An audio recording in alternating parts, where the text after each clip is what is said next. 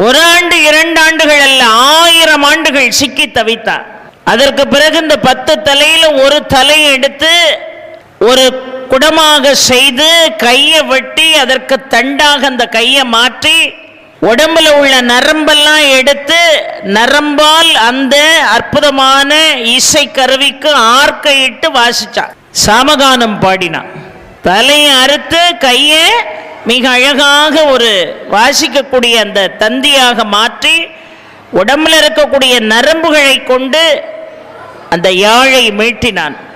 சாமகானம் பாடினவுடன் இறைவன் என்ன செய்தான்? அவன் கேட்காமலே 1000 வரங்களை கொடுத்தான். அவன் என்ன வர வேணும்னு அவன் கேட்கவே இல்லை. இவரே 30 முக்கோடி ஆயுளை கொடுத்தார். சிவனே 30 முக்கோடி ஆயுளை கொடுத்தது மட்டும் இல்லை, சக்கர வாழையும் கையில கொடுத்தார். கொடுத்தவர் சொன்னார், அப்பா இந்த வாழை நிராயுதபாணி மேல பயன்படுத்தக்கூடாது, தர்மசீலன் மேல நான் கொடுத்த அந்த சக்கரவாழை பயன்படுத்தினா அது பழையபடி எங்கிட்டே வந்து சேர்ந்துரும்னார்.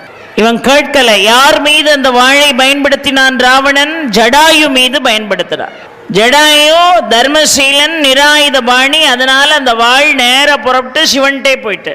இப்போ மண்டோதரி கேட்டா, அந்த வாழை காணுமே எங்க அப்படின்னு கேட்டா, இல்லை நிராயுதபாணி மேல இந்த வாழை பிரயோகம் பண்ணக்கூடாதுன்னு சொல்லித்தான் இறைவன் கொடுத்தான்.